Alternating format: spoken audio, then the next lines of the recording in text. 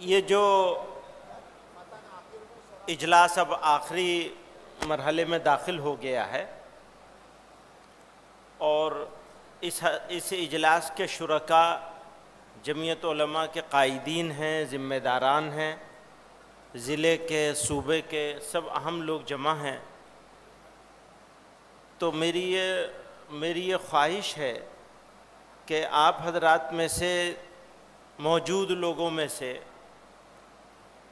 کچھ حضرات ایسے ہونے چاہیے جو ہم لوگوں کو یا اپنے اور ساتھیوں کو کچھ مشورہ دیں، 1 منٹ میں، 2 منٹ میں۔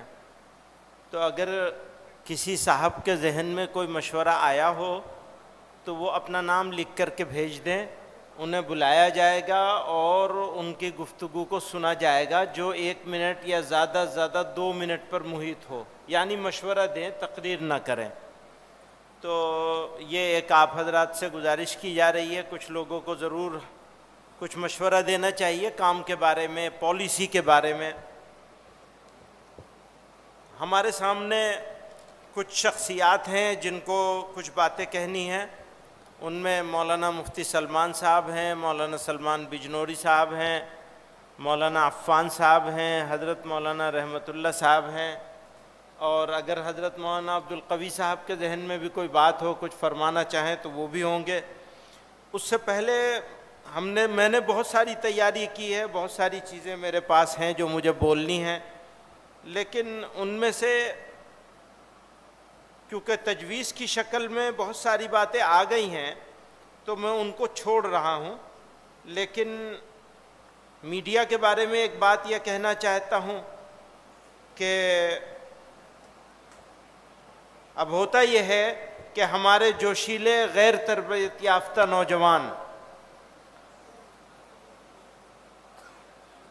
بات کرتے ہیں میڈیا کی، تو سوشل میڈیا کی اور متبادل میڈیا پلیٹ فارمز کی، کیونکہ یہ بات اب ڈھکی چھپی تو نہیں رہی کہ ہم جو کچھ ان راستوں سے دیکھ سن رہے ہیں وہ ہمارے مزاج، ہمارے تیور اور ہمارے ارادوں تک پر گہری چھاپ چھوڑ رہا ہے، جو کچھ ہم دیکھ رہے ہیں میڈیا کے ذریعے۔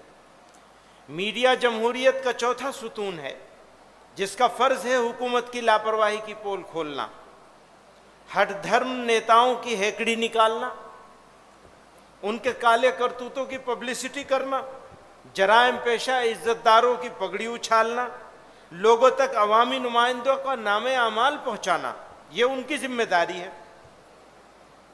کیونکہ جمہوریت میں اقتدار کے دل میں لوگوں کا ڈر بنے رہنا بے حد ضروری ہے۔ اس کو دوسرے الفاظ میں سیاسی جواب دہی کہیں گے۔ ادھر ڈر نکلا اور ادھر منمانی شروع ہوئی، آج ایسے ہی ہو رہا ہے، سارا ڈر نکل گیا ہے۔ میڈیا نے اپنی طاقت کو حکمرانوں کے ہاتھوں گروی رکھ دیا ہے۔ عوامی خزانے کا بندرباٹ، قومی وسائل کا نجی سرمایہ کی طرح استعمال، اور سینکڑوں دوسری برائیاں جو کسی بھی ملک کو مختلف طریقوں سے کھوکھلا کرنا شروع کر دیتی ہیں۔ سوچئے ہمارا میڈیا موجودہ سیاسی صورتحال کو بہتر بنانے میں کیا کردار کر رہا ہے، بجائے بہتر بنانے کے بربادی کی طرف لے جایا جا رہا ہے۔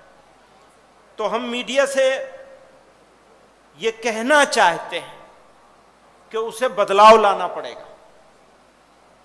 اگر وہ بدلاؤ نہیں لائے گا تو ملک کے ساتھ غداری کے مترادف ہے، اپنی ذمہ داری کو نظر انداز کرنا اور اس کو چھوڑ دینا۔ فلسطین کے اوپر تجویز آ چکی ہے، میں اس کو چھوڑ رہا ہوں۔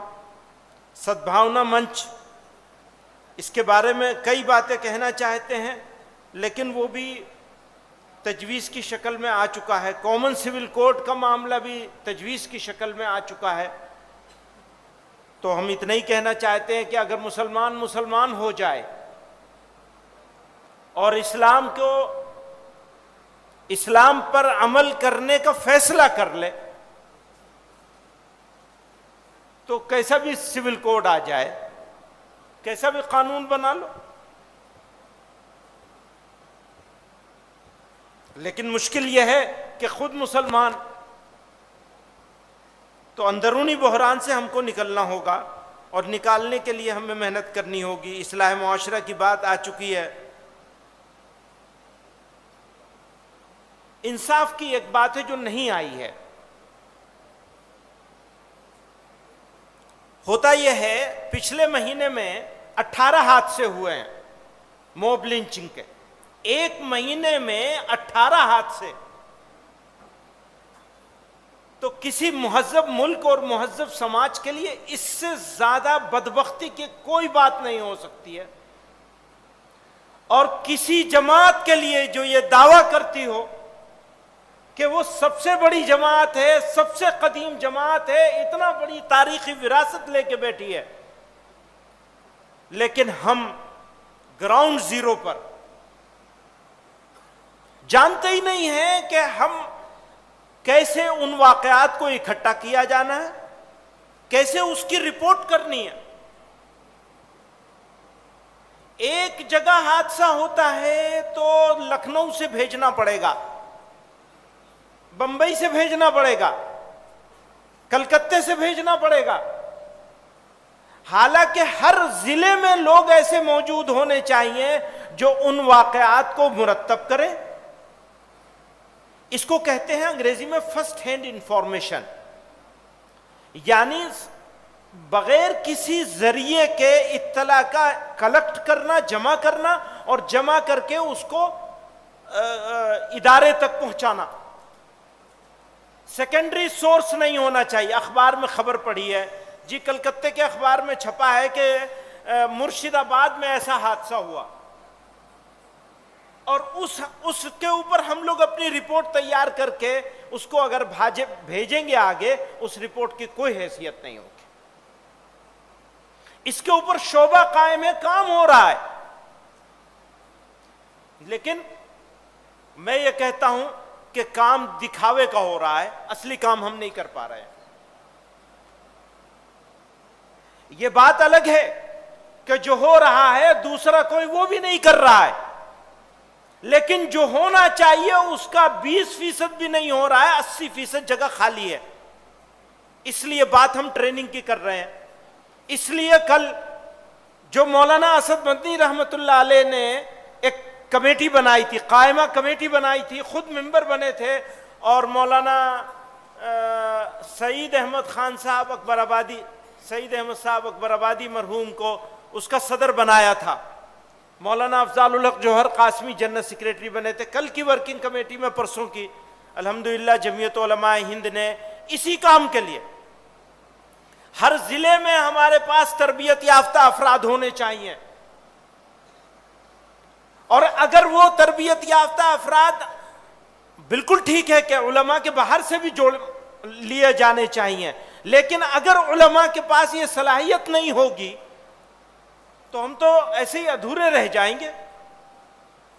تو اللہ کی مہربانی سے 2-2.5 سال کی محنت سے ہم لوگ آج اس نتیجے پر پہنچے کہ ایک کمیٹی بنا دی گئی ہے۔ حضرت مولانا رحمت اللہ صاحب دامت برکاتہم کو اس کا صدر بنایا گیا ہے۔ ابھی جنرل سیکریٹری کسی کو نہیں بنایا ہے، وہ ورکنگ کمیٹی سے اختیار ہم لوگوں نے لے لیا ہے، لیکن اراکین میں ہوں، مولانا حکیم الدین صاحب ہیں، مولانا نیاز فاروقی صاحب ہیں، مفتی عفان صاحب ہیں، اور مفتی شمس الدین صاحب ہیں، اور کون صاحب ہیں؟ ایک صاحب اور ہیں کوئی، وہ کل وہ تجویز پڑھ کے سنائی جا حضرت مولانا سلمان بجنوری صاحب دامت برکاتہم ہیں۔ تو آج صبح اس کی ایک میٹنگ ہو گئی، آپ کی ایبسنس جوڑ لی گئی ہے، 2 لوگوں نے غیر حاضری کی ہے جی۔ ہاں یہ بات صحیح ہے، اطلاع نہیں تھی، لیکن جرمانہ پھر بھی دینا پڑے گا آپ کو۔ تو ایک میٹنگ آج فجر کے بعد الحمدللہ اس کمیٹی کی ہو گئی ہے، اور دوسری اگلے 15 دنوں میں ہوگی انشاءاللہ۔ تو ہم لوگ لگاتار اس کے اوپر کام کریں گے، کیونکہ ٹریننگ کے لیے ہم لوگ جمال صاحب کو، جمال صاحب آپ کا تعارف ایک مرتبہ یہاں ہونا چاہیے، آپ اوپر تشریف لائیے۔ یہ مظفر جمال صاحب ہیں، ایک بڑی کمپنی یونیلیور میں سینئر مینیجر پوسٹ پر تھے، وہاں سے چھوڑ کر الحمدللہ جمعیت علماء کے ساتھ آئے ہیں، اور ایک پروجیکٹ مینجمنٹ آفس بنایا گیا ہے. مولانا عمر صاحب اور مظفر جمال صاحب یہ دو حضرات اس شعبے کو سنبھالیں گے اور صوبوں میں بھی قائم کیا جائے گا. آج صبح ہم لوگوں نے کچھ 8-10 صوبے طے کر لیے ہیں جس میں اتراکھنڈ ہے, یو پی ہے, دلی ہے, ہریانہ ہے, پنجاب ہے, آسام ہے اور بہار ہے, جھارکھنڈ ہے, یہی دلی ہے, دلی بھی ہے. کچھ آپ فرمائیں گے, کچھ کہنا چاہیں گے؟ جی تھوڑا سا آپ جی. ویسے تو مولانا نے تعارف کر دیا ہے. میرا نام مظفر جمال ہے. میں یہاں آنے سے پہلے کارپوریٹ میں تھا. علی گڑھ یونیورسٹی سے میں نے اپنی ہائر ایجوکیشن لی ہے اور یہاں پر مولانا کی فکر کے تحت آئے ہیں کہ کچھ کارپوریٹ کے سسٹمز جو ہیں جن کو ہم پی ایم او بول رہے ہیں, پروجیکٹ مینجمنٹ آفس, وہ کچھ چیزیں جمعیت میں لائی جائیں اور ان کے لیے مختلف شعبے طے ہوئے ہیں. تو شروعات کے لیے دینی تعلیمی بورڈ اور جمعیت یوتھ کلب طے ہوا ہے اور 1-2 شعبے ابھی اس میں اور جڑ گئے ہیں. ٹھیک ہے, یہ ایک ورٹیکل ہے اور ساتھ میں جیسے مولانا نے فرمایا کہ پورا ٹریننگ کا ایک ورٹیکل تیار کرنے کی فکر ہے. اس ٹریننگ میں کئی طرح کی مختلف طریقے کی ٹریننگز ہیں, جیسے شعبائی ٹریننگز ہیں, دینی تعلیم بورڈ اور مختلف شعبے ہیں ان کی ٹریننگز ہیں, اور کچھ اسکل بیسڈ ٹریننگز ہیں, انگریزی ہے, کمپیوٹر ہے, اور بہت سارے ٹاپک سامنے آ رہے ہیں, قیادت ہے, اور بہت ساری چیز سامنے آ رہی ہیں. تو ان سب چیزوں کو لے کر انشاءاللہ آگے بڑھیں گے. تو آپ سب حضرات سے درخواست سے تعاون کی درخواست ہے اور دعا کی درخواست ہے.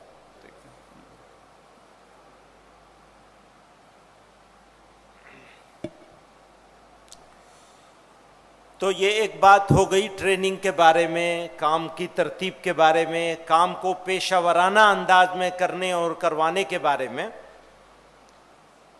میں ایک بات اور عرض کرنا چاہتا ہوں جس کو آپ حضرات بالکل ادروائز نہیں لیں گے. وہ بات یہ ہے کہ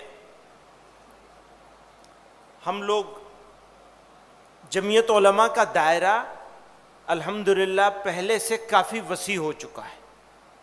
اس کو مزید وسعت دینے کا عزم لے کے کھڑے ہوئے ہیں اور نئے لوگوں کو شامل کرنے کا عزم ہے, اور اس کے نئے لوگوں کے مزاج کے مطابق ان کو ڈیل کرنے کے ارادے کے ساتھ, تاکہ نئے لوگوں کو ایبزارب کیا جا سکے.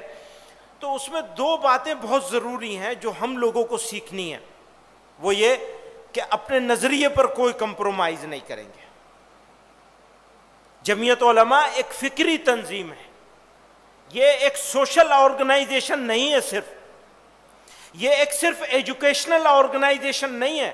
یہ سوشل ورک کرتی ہے, تعلیم کا کام کرتی ہے, لیکن تنظیم فکری ہے. اگر ہمیں اپنے سوشل ورک کرنے کے لیے, اپنے تعلیمی خدمات کو انجام دینے کے لیے, اسکول بنانے کے لیے, اسپتال بنانے کے لیے, کالج بنانے کے لیے, یونیورسٹی بنانے کے لیے اپنے فکر سے سمجھوتا کرنا پڑے یا فکر چھوٹنے لگ جائے, تو ہمارے لیے ضروری ہے کہ ہم اس کام کو چھوڑ دیں گے, لیکن اپنی فکر کو مضبوطی سے پکڑے رکھیں گے, اس کو نہیں چھوڑیں گے, اس پر کوئی کمپرومائز نہیں کریں گے. تو اپنی افکار و نظریات, اپنی تاریخ, اس سے ہم آہنگ ہو کر ہم کو بڑھنا ہے آگے. اس حوالے سے ایک ذمہ داری مفتی افتخار صاحب کو دی گئی ہے کہ وہ کچھ مواد تیار کریں گے اور اس مواد کو اضلاع کی بنیادوں پر نوجوان ساتھیوں میں, کیونکہ اچھی بات یہ ہے کہ کافی نوجوان اضلاع کے لیول پر ہمارے ساتھ جمعیت علماء کے ساتھ جڑ گئے ہیں. جہاں جہاں ہم جا رہے ہیں ہم یہ دیکھ رہے ہیں کہ نوجوان علماء کافی تعداد میں آگے آ گئے ہیں. تو پھر ان کی تربیت کے لیے, جہاں اور چیزوں کی تربیت کے لیے ضرورت ہے, وہاں اس کی بھی ضرورت ہے. ہم یہ امید کرتے ہیں کہ مفتی افتخار صاحب کی توجہ سے, وہ مفتی شمس الدین صاحب کی توجہ سے, مفتی افتخار صاحب آپ حضرات مل کر جلدی سے اس کو تیار کر لیں گے, پھر یہ اکابر اس کو ایک نظر دیکھ لیں گے اور اس کے اوپر کام شروع ہو جائے گا. اسی میں ایک اور اہم بات ہے وہ یہ کہ جو نوجوان علماء فارغ ہو رہے ہیں مدارس سے، ان میں ان کی طرف سے ان کے بارے میں ایک شکایت یہ آ رہی ہے کہ فارغ ہونے کے ساتھ اور فارغ ہونے کے فوراً بعد بڑی تعداد ایسے لوگوں کی ہے جن کو رہنمائی نہیں مل رہی ہے، جن کو جوڑا نہیں جا رہا ہے، جن کے ساتھ رابطے نہیں کیے جا رہے ہیں۔ یہ تجویز بہت دنوں سے زیر بحث ہے کہ کوئی ایک پلیٹ فارم ایسا ہونا چاہیے جو نئے فارغ علماء کو اپنے ساتھ جوڑے۔ تو جمعیت علماء سے بہتر تو کوئی نہیں ہو سکتا، تو جمعیت علماء کے پاس کوئی ایسا نظام ہونا چاہیے یا جمعیت علماء کو اس کے بارے میں سوچنا چاہیے اور کرنا چاہیے۔ یہ ایک تجویز ہے۔ میں مسلم نوجوانوں سے کہنا چاہتا ہوں کہ ان کو ہوشیار رہنے کی بہت ضرورت ہے۔ یہ جو جذبات کا کھیل ہوتا ہے، لوگوں کو جذبات ایک طرف سے گالی دلوائی جا رہی ہے تو جواب میں آپ کو بھی گالی دینے کے لیے اکسایا جا رہا ہے، تو پلیز اس سے ہوشیار رہیے، اس کے چکر میں بالکل مت پڑیے۔ اگر آپ اس کے چکر میں پڑیں گے تو ہمارا نقصان ہو جائے گا۔ آخری بات کرنے سے پہلے، ابھی این سی پی سی آر آج ہی ہمارے پاس رات ایک وہ آیا ہے، نوٹس آیا ہے کسی این سی پی سی آر کا جو کمیشن ہے، اس نے یو پی کے چیف سیکریٹری کو، یو پی گورنمنٹ کو لکھا ہے، اور اس کے لکھنے کے جواب میں اس نے رپورٹ طلب کی ہے یو پی حکومت سے کہ جو نمبر 1 یو پی کے مدارس میں پڑھنے والے بچے جو بنیادی تعلیم حق قانون کے تحت آتے ہیں، ان کے ہندو بچوں کو اسکولوں میں داخل کرایا جائے۔ ایک بات یہ کہنا چاہ رہا ہے وہ کہ جو ہندو بچے مدرسوں میں پڑھ رہے ہیں ان کو اسکولوں میں داخل کرایا جائے۔ دوسری بات، یو پی کے چیف سیکریٹری نے اپنے سب ضلع مجسٹریٹس کو یہ آرڈر بھیجا ہے کہ غیر تسلیم شدہ مدارس جن کی تعداد 4204 ہے، ان میں داخل بچوں کو بنیادی حق تعلیم کے تحت اسکولوں میں داخل کیا جائے۔ جن مدارس کا سروے نہیں ہوا ان کا بھی فوری سروے کرایا جائے۔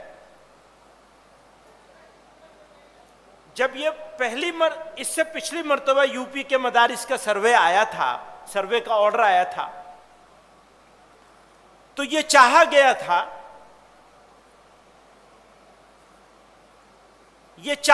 تھا کہ اس سروے کا بائیکاٹ کیا جائے، لیکن دارالعلوم دیوبند نے یہ فیصلہ کیا کہ اس سروے کو سپورٹ کیا جائے، بلکہ ہم ہی سروے کر کے دے دیں گے۔ بہرحال وہ دارالعلوم دیوبند نے کیوں فیصلہ کیا وہ دارالعلوم دیوبند جانے۔ آج ہم پھر یہ بات کہنا چاہتا ہوں میں یہاں آپ حضرات سے، اور اس پہ اگر کسی کو کوئی کہنا ہو تو ہماری طرف سے دعوت ہے، آپ کہہ سکتے ہیں۔ ہمارا بالکل واضح ہے، جو حق تعلیم کا قانون ہے اس قانون میں مدارس اسلامیہ کا استثناء مدارس اسلامیہ کو حاصل ہے، اور ہم اس استثناء کے حق سے، وہ ہمارا دستوری حق ہے، اس سے دستبردار ہونے کے لیے تیار نہیں ہے کسی قیمت پر۔ یہ ہماری زندگی اور موت کا سوال ہے، ہم اس پر کوئی کمپرومائز نہیں کریں گے، نمبر 1۔ نمبر 2، اپنے علماء کو اس بات کے لیے تیار کرنا ہم اپنا فرض منصبی سمجھتے ہیں کہ وہ موجودہ زمانے کے تقاضوں کو پہچاننے کی قابلیت اپنے اندر پیدا کر لیں، کسی بھی ذریعے سے پیدا کریں۔ اگر موجودہ زمانے کے علماء موجودہ زمانے کے تقاضوں کو سمجھنے میں ناکام رہیں گے تو ہم اپنے نوجوان بچوں اور بچیوں کو ارتداد سے بچانے میں وہ کردار نہیں ادا کر سکیں گے جو کردار ہمارا بنتا ہے۔ تو عصری تعلیم نوکریوں کے لیے نہیں، عصری تعلیم مبلغین کے لیے صحیح تبلیغ کر سکیں، خطبہ کے لیے اس لہجے میں اس انداز میں خطاب کر سکیں، خطبہ دے سکیں، نوجوان بچوں اور بچیوں کے سامنے جو تردد اور شک پیدا کیا جا رہا ہے اس شک اور تردد کا جواب دے سکیں، ان کی زبان کو سمجھ سکیں، ان کے اصطلاحات کو سمجھ سکیں. یہ ہماری اس وقت کے علماء کی، نوجوان علماء کی، کام کرنے والوں کی بڑی ضرورتوں میں سے ایک بہت بڑی ضرورت ہے. میں چونکہ بڑے علماء موجود ہیں اس مجلس میں، اس لیے یہ نہیں کہہ رہا ہوں کہ سب سے بڑی ضرورت ہے، احتیاط سے بول رہا ہوں. چند بڑی ضرورتوں میں سے ایک ضرورت ہے. خدا را اس ضرورت کی طرف متوجہ ہو جائیے. میں اس بات میں پورا یقین رکھتا ہوں ہندوستان کے مسلمانوں کی، اس ملک کی آبرو اگر کوئی ہے تو وہ علماء کرام ہیں. اگر علماء کمزور رہیں گے، طاقتور نہیں ہوں گے تو ملک کمزور ہو جائے گا. یہ میرے ملک کا سوال ہے، ملک کے اسلام کا سوال ہے، اس ملک میں بسنے والی آبادیوں کا سوال ہے، ہمارے بچوں کا سوال ہے، مستقبل کا سوال ہے. تو میں ہاتھ جوڑ کر معذرت کے ساتھ، معافی کے ساتھ بار بار آپ سے یہ عرض کرتا ہوں، اپنے اندر طاقت پیدا کرنی ہے. اور اپنے سب ساتھیوں سے کہتا ہوں، اپنے آپ سے کہتا ہوں، جو چیز ہم نے سیکھی نہیں ہے اس کو ہمیں سیکھنے کی کوشش کرنی چاہیے. کوئی شرمانے کی بات نہیں ہے. اگر میں انگریزی سیکھ سکتا ہوں، اگر مجھے کمپیوٹر سیکھنا ہے تو مجھے اس عمر میں بھی، حالانکہ میں یہ بار بار کہتا ہوں میرا پیر تو قبر میں ہے، پھر بھی اس عمر میں بھی اگر مجھے کمپیوٹر سیکھنے کی ضرورت ہے مجھے سیکھنا چاہیے. مجھے اگر انگریزی سیکھنے کی ضرورت ہے مجھے سیکھنے کے لیے کوشش کرنی چاہیے. ہندی مجھے تو اپنا بچپن یاد ہے، امروہہ تشریف لے گئے تھے ہمارے حضرت رحمۃ اللہ علیہ، اور ہمارے مربی مشفق محترم استاد تھے حضرت قاری عثمان صاحب رحمۃ اللہ علیہ. ان سے ان دونوں کی گفتگو ہو رہی تھی، میں نے سنا ہے. حضرت فرما رہے تھے اس کو ہندی پڑھا رہے ہیں آپ نہیں پڑھا رہے ہیں؟ تو حضرت قاری عثمان صاحب رحمۃ اللہ علیہ نے مجھے بھی مولوی سلمان کو بھی دونوں کو ہندی پڑھوائی ہے باقاعدہ. ہم نے 5ویں کلاس تک، حفظ کے زمانے میں 5ویں کلاس تک کی تعلیم حاصل کی ہے. حضرت مولانا ارشد مدنی صاحب فرما رہے تھے حفظ کے ساتھ کر لیا جائے. صحیح بات ہے، حفظ کے زمانے میں آسانی سے پڑھایا جا سکتا ہے، پڑھا جا سکتا ہے. حفظ کی رفتار کو تھوڑا سست کر دیا جائے اور ساتھ میں یہ لگا لیا جائے. بہرحال تو میں اپنی آخری بات کو ختم کرتے ہوئے، لیکن آپ حضرات جو لوگ کچھ کہنا چاہتے ہیں، مشورہ دینا چاہتے ہیں، وہ پرچی ضرور بھیج دیں. کچھ پرچیاں ضرور آنی چاہیے. ہمیں یہ تو معلوم ہونے کچھ آ گئی ہیں ماشاءاللہ، یہ تو بہت ساری آ گئی. اب اور مت لیجیے گا. ہاں، ایک بات اور کہنا چاہتے ہیں، بچوں اور بچیوں کی شادیاں ہونے سے پہلے، اب وہ NCPCR والے کہہ دیں گے انہوں نے بچے بچیوں کی شادی کی بات کی ہے، تو نابالغ بچے بچی کا مطلب یہ ہے کہ نوجوان لڑکے یہاں جب شادی ہونے کے لیے تیار ہوں تو ان کی تربیت ہونی چاہیے، تب ان کا نکاح ہونا چاہیے. بہت سے ملکوں میں یہ رواج قائم ہو گیا ہے، یہ طریقہ چل پڑا ہے کہ پہلے وہ 3 دن کی تربیت دیں گے تب نکاح ہوگا. تربیت کا سرٹیفکیٹ لے کر کے آؤ تب نکاح ہوگا. تمہیں معلوم ہونا چاہیے کہ مرد کس طرح سوچتا ہے، مرد کو معلوم ہونا چاہیے عورت کس طرح سوچتی ہے، اس کو کیسے ڈیل کرنا ہے، کیسے اس سے اچھے تعلقات رکھنے ہیں.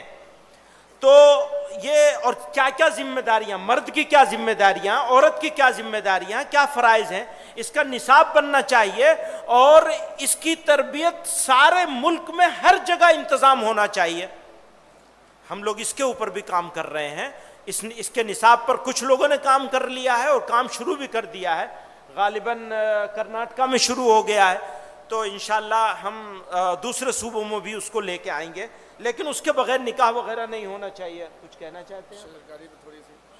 مولانا کہہ رہے ہیں شجرکاری پر. تو انوائرمنٹ، ماحولیات، پانی کا بچاؤ، تحفظ نہایت ضروری ہے. آپ کو وضو کرنے میں عادت بنانی چاہیے کہ 1 مگے سے زیادہ پانی وضو میں استعمال نہیں ہوگا. مساجد ایسی ہونی چاہیے کہ مساجد کا پانی ری یوز کیا جائے، ریسائکل کیا جائے. جو پانی مسجد کا پانی اس میں نالی میں جا رہا ہے وہ دوبارہ اس کو لے کر اور اس میں آبپاشی وغیرہ میں استعمال کیا جائے. یہ انتظام ہونا چاہیے. ہم اپنی مسجد میں بھی اگلے 1 مہینے میں انشاءاللہ یہ انتظام کر دیں گے کہ ہمارا وضو وغیرہ کا پانی اور غسل خانے کا پانی، یہ دونوں پانی آبپاشی میں استعمال ہوگا، باہر نہیں جائے گا. تو اسی طرح درخت لگانے چاہیے، زیادہ سے زیادہ درخت لگانے چاہیے. یہ صدقہ جاریہ ہے. اگر درخت پہ پھل آئیں گے اور پرندے اس پھل کا استعمال کریں گے تو آپ زندہ ہوں یا مر گئے ہوں، آپ کے لیے اس کا ثواب ملتا رہے گا آپ کو انشاءاللہ. لوگ اس کے سائے میں بیٹھیں گے، اس سے آکسیجن ملے گی، اس کا فائدہ لوگ لیں گے، آپ کو ثواب ملے گا. تو اس کو باقاعدہ تحریک بنا کر کوشش کرنی چاہیے. میں آخری کچھ باتیں کہہ دوں کہ ایک تو اصلاح معاشرہ کے میدان میں سرگرم ہو جانا چاہیے، ملت کی تعلیمی ترقی کے راستہ ہموار کرنا چاہیے، ملت کی معیشتی خوشحالی، اقتصادی خوشحالی پر بھی ہم لوگوں کو کام کرنا ہے. اگلے اجلاس میں اب ہم نے یہ بھی طے کر لیا کہ اب اجلاس یہاں نہیں کریں گے، منتظمہ کا اجلاس اب یہاں نہیں کریں گے. یہاں لوگوں میں گھومنے کا مزاج رہتا ہے، ایسی جگہ کریں گے جہاں سے باہر جا ہی نہ سکے. ٹھیک ہے نا؟ اچھا ہوگا نا؟ 3-4 باتیں طے ہوئی ہیں. ایک تو یہ طے ہوئی سال میں 1 مرتبہ ضرور بیٹھیں گے. ٹھیک ہے، اس پہ آپ اس کے حق میں ہیں. دوسری بات یہ ہے کہ اپنا آنا جانا اور اپنا کھانا پینا وہ انتظام ہم لوگ سب خود کریں گے، باہر سے نہیں ہوگا. ٹھیک ہے، یہ بھی اس پہ بھی اتفاق ہے. دوسری بات ہے آنا جانا اور کھانا. مولانا صدیق اللہ صاحب ہمیشہ 50% کے چکر میں رہتے ہیں. ٹھیک ہے، ایسا مولانا کی یہ رائے مان لی جاتی ہے. اگلی مرتبہ آدھا کھانا اور اس سے اگلی مرتبہ پورا کھانا. ٹھیک ہے، اگلی مرتبہ آدھا ہم لوگ کریں گے اور آدھا آپ لوگ کریں گے. اس سے اگلی مرتبہ میں پورا ہم لوگ سب مل کے کریں گے. اپنا اپنا کھانا ہوگا، جان مال دونوں سب خود لگائیں گے. اب وقت ایسا نہیں رہ گیا ہے کہ ہم چندہ کرنے کے اور تشکیل کرنے کے چکر میں پڑیں، بلکہ جمع ہوتے رہیں. آپ لوگوں کو اپنے اپنے صوبے میں بھی یہ کام کرنا ہے. ہر 6 مہینے پہ بیٹھنا ہے. ہر 6 مہینے پہ منتظمہ لازمی طور پر ہوگی. ہر ہفتے لوکل یونٹ کو ہر ہفتے لازمی طور پہ بیٹھنا ہے. اور اس کے بعد ترتیب ہے اس کی، یہ حضرات صوبے والے خود بتائیں گے. معصوم قیدیوں کی رہائی کے اسباب پیدا کرنے کے لیے ماہر قانون کی بنیادی چیزیں سیکھنی سب کو ضروری ہیں. فرقہ وارانہ نفرت سے نمٹنے کے لیے سدبھاونا منچ سے جڑیں اور اس کو مضبوط کریں. فلسطینی مزاحمت کی حمایت کریں. اس کے بارے میں دوبارہ کہنا چاہتا ہوں، ہمارا ملک ہمیشہ اس کی تاریخ رہی ہے اور وہ سنہری تاریخ ہے. اس نے فلسطین کا ساتھ دیا ہے. اس ملک نے ہمیشہ فلسطین کا ساتھ دیا ہے. گاندھی جی نے فلسطینیوں کے لیے عوامی تحریک چلانے کا فیصلہ کیا تھا. اور بہت ساری مثالیں ہیں. یہ ملک ہمیشہ فلسطینیوں کے ساتھ کھڑا رہا ہے. آج بدقسمتی سے یہ دعویٰ تو ہمارا ملک کرتا ہے کہ ہم درمیان میں ہیں، لیکن فلسطینیوں کو اسلحوں کی سپلائی کر رہا ہے ملک. دراصل یہ ہمارا ملک کی ہماری حکومت اپنے عہد سے اور ملک کی تاریخ سے بدترین غداری کر رہی ہے. سچائی یہ ہے اس کو کسی قیمت پر منظور نہیں کیا جانا چاہیے. ہم لوگوں کی ذمہ داری ہوتی ہے، اگر ضرورت پڑے تو ہر قربانی کے لیے تیار. اور یہ بےایمانی بدعہدی یہ اس ملک کے ساتھ، اس ملک کے سنہری تاریخ کے ساتھ، یا اعلان کرے ہماری حکومت، بتائے کہ ہم نہیں بیچ رہے ہیں اسلحہ، اور یا تو یہ بتائے یا بند کرے اسے کم سے کم. اور نہیں بند کرتے تو شاید نہیں، یقیناً ہمیں کھڑا ہونا چاہیے. اس سے زیادہ نہیں، اس سے زیادہ برداشت نہیں کیا جا سکتا. یہ آخر چیز ہے کہ آپ اسلحے کی سپلائی کرنے لگے. بچے قتل کیے جا رہے ہیں، مارے جا رہے ہیں، عام لوگ، عام شہریوں کو مارا جا رہا ہے. وہ لڑائی نہیں ہے. کاش لڑائی ہوتی تو پھر بات ہی کچھ اور ہوتی. وہ تو لڑائی نہیں ہے، وہ تو غریب بیچارے یک طرفہ طور پر مارے جا رہے ہیں بس، اور عام لوگوں کو مارا جا رہا ہے. پوری آبادی کو ختم کر دیا گیا ہے، ایک علاقہ زمین سے ملا دیا گیا. میں اس کی تفصیل میں نہیں جاؤں. فرقہ وارانہ تناؤ، نفرت، اس کا بھی مقابلہ کرنا ہے. فلسطین آ گیا تھا وہاں سے، اسرائیل کہہ رہے ہیں. اچھا، کی سپلائی جو ہے وہ فلسطین نہیں، اسرائیل کو کر رہے ہیں. اسرائیل کو کر رہے ہیں. ہاں یہی تو کہہ رہا ہوں. اچھا، فلسطین کہہ دی، یعنی فلسطینیوں کو مارنے کے لیے کر رہے ہیں. فرقہ وارانہ تناؤ اور نفرت، کل بھی میں نے کہا تھا، آج پھر دوبارہ کہہ رہا ہوں، یہ منظور نہیں ہے. نفرت منظور نہیں ہے. اور ہمیں نفرت کے ہتھیار کو کند کرنے کے لیے اپنی طاقت لگانی پڑے گی. اس نفرت کو محبت سے ہی کاٹا جا سکتا ہے. نفرت کا جواب نفرت نہیں ہو سکتا، اینٹ کا جواب پتھر نہیں ہو سکتا، آگ کو آگ سے نہیں بجھایا جا سکتا، بلکہ آگ کو پانی سے بجھانا پڑے گا. نفرت کو محبت سے مٹانا پڑے گا.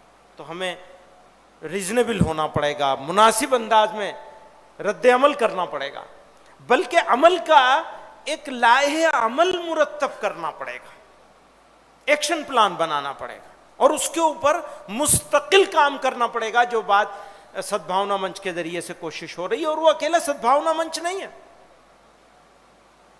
ساری چیزیں. تو ہم نے اس ملک کو اختیار کیا ہے، ہمارا ملک ہے. ہمیشہ کہتا ہوں میں، اس کو دہرا دوں، اسی گلی کی ہے خاک سے، یہیں خاک اپنی ملائیں گے، نہ بلائے آپ کے آئے ہیں، نہ نکالے آپ کے جائیں گے. وہ تو بدگمان ہے بے سبب، ہم انہی پہ اپنا لٹا کے سب، جب انہیں نہ اپنا بنا سکے تو اب اور کس کو بنائیں گے.